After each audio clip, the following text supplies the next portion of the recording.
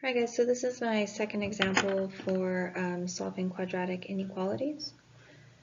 Let's go ahead and get started. So let's do another color. Our A here is -4, so we know that this inequality is going to be opening, actually this should be positive because then this isn't going to work out. Sorry, that's a typo on my end. So A is +4, so it's going to open upwards, B is -4, and C is 1. So if we do the same thing and look at our graph over here in the corner, we know it's going to open upwards, and we're going to have a y-intercept of +1. Okay, so we'll do that in another color over here. We don't know where the vertex is yet. We don't need to solve for it, but what we do need to solve for are the values for x where it's going to cross the axis. So you just do your step 1, which is solve, and we're just going to set this equal to 0 real quick so you can use the quadratic function, or you can factor this, or whatever you want to do to solve for x. As always, I'm going to use the quadratic formula. B squared minus 4 times A times C all over 2A, and this is going to give us the values for x that we need. Plug in our numbers.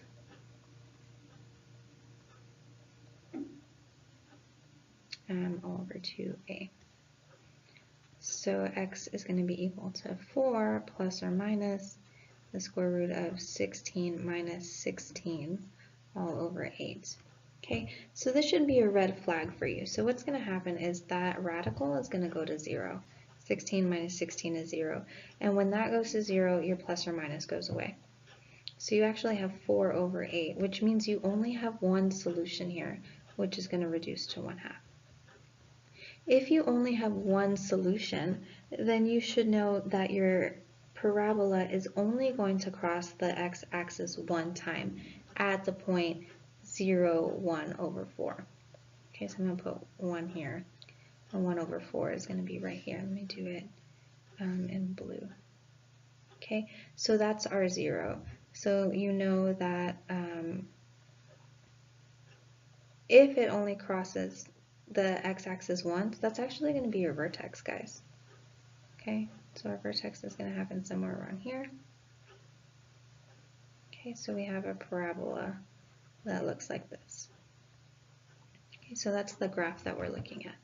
So now if we want to go back to our steps to solving this, okay, remember you need to do your number line. Okay, since there's only one solution, it's a closed circle. Okay, so what we're going to do is we're going to test each side. Now you don't have to do the graphs that I'm doing. I'm just trying to show you what's happening here. So I'm going to pick a point on the left. So a number to the left of 1 over 4 is 0. A number to the right of 1 over 4 is 1. Okay, so try to keep your numbers as simple as possible. So let's go ahead and check that. So I'm going to plug in 0 into the equation to see, or into the inequality, to look for a true statement. So that's going to go to 0, that goes to 0. We have 1 less than or equal to 0. Well, that's false. So if you get a false statement, that means that the graph is not less than or equal to 0. And I'm getting this less than or equal to, guys, from our inequality right here. That's what we're checking. We're looking for, okay, where is our graph less than or equal to 0? So that's what's happening. So if you get a false statement, it means, hey, no, it's not happening over here on the left. So on the left-hand side, not less than or equal to 0. And if you come over here to your graph, if we look on the left-hand side, okay, if you're looking at this over here, well, it's above the x-axis, right? That's where it's equal to 0. So your graph is not below that line, okay? That's what this means. Where is our graph below 0? Okay, well, it's not on the left-hand side. So mathematically, if we want to check, or algebraically, if we want to check the right-hand side, we do the same thing. 4 times 1 squared minus 4 times 1 plus 1 less than or equal to 0.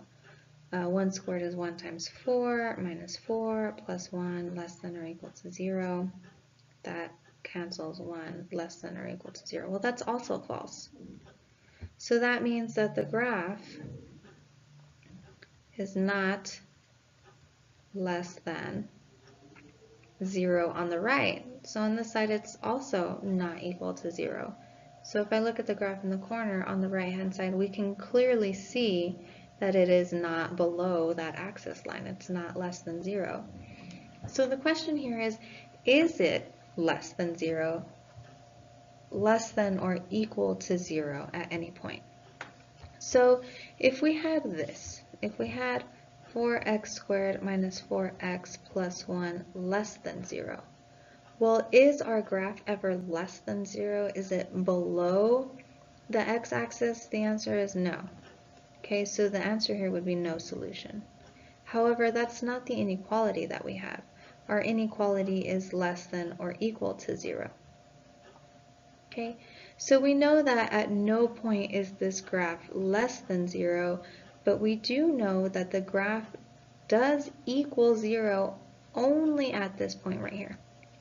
Okay, so the solution, okay, so the solution or the answer here, when is our graph less than